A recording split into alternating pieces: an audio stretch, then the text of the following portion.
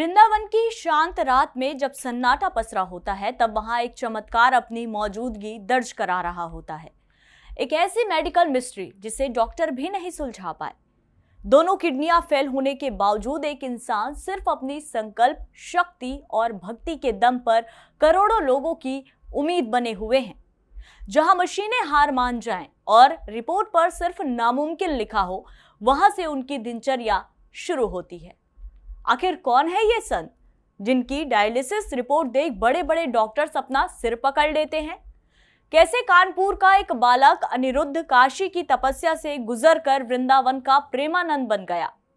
आइए जानते हैं उस संत की कहानी जिन्होंने साबित कर दिया कि आत्मा की शक्ति शरीर की कमजोरी से कहीं ज्यादा बड़ी होती है। नमस्कार, मैं हूं आपके साथ पूजा शर्मा और आज राष्ट्र टीवी पर हम खोलेंगे महासंत के जीवन के वो पन्ने जिसे सुनकर शायद आपका सिर श्रद्धा से झुक जाएगा। कहानी शुरू होती है उत्तर प्रदेश के कानपुर जिले के अखरी गांव से, जहां साल 1969 में अनिरुद्ध कुमार पांडे का जन्म एक सात्विक ब्राह्मण परिवार में हुआ। घर का माहौल ऐसा था कि दादाजी सन्यासी थे और पिता शंभू पांडे शिव भक्त, जिन्होंने आगे चलकर खुद भी संन्यास ले लिया।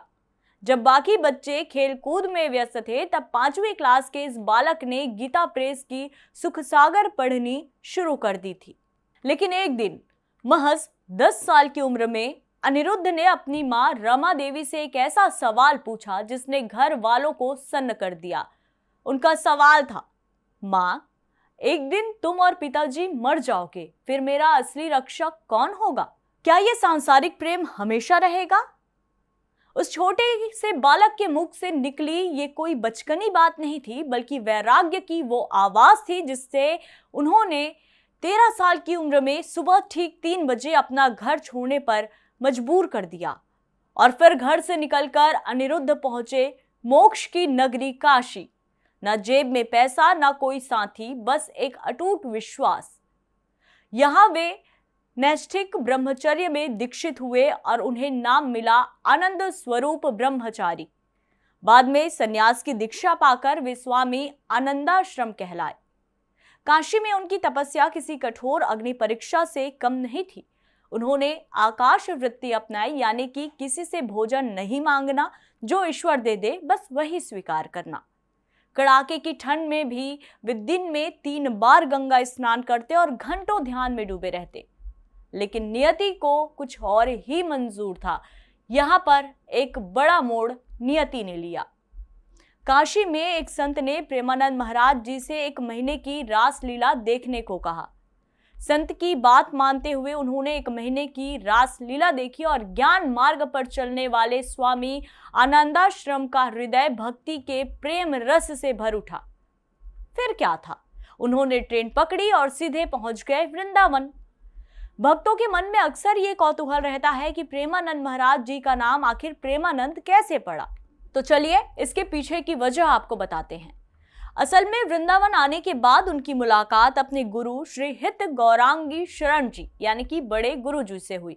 गुरु जी ने देखा कि इस शिष्य के अंदर अद्वैत वेदांत का आनंद तो पहले से ही है, लेकिन अब उसमें राधा रानी के प्रति अटूट प्रेम भी जुड़ गया है। इसी प्रेम और आनंद के संगम से उन्हें नाम मिला श्री हित प्रेमानंद गोविंद शरण, यानी वो आनंद जो अब राधा रानी के चरणों के अनन्य प्रेम में लीन हो चुका है। अब ज्ञान के स्वामी आनंदाश्रम भक्ति के प्रेमानंद बन चुके थे। लेकिन क्या आप जानते हैं कि आज उनकी हर सांस एक चमत्कार है। कहा जाता है कि महाराज जी पॉलिस्टिक किडनी डिजीज नाम की गंभीर बीमारी से जूझ रहे हैं, जिसमें किडनियां पूरी तरह विफल हो जाती हैं।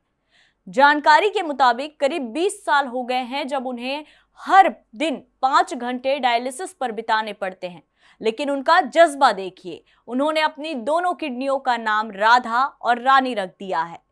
वे कहते हैं ये दर्द नहीं बल्कि राधा रानी की कृपा है कि उन्हें नाम जपने के लिए एकांत मिल रहा है।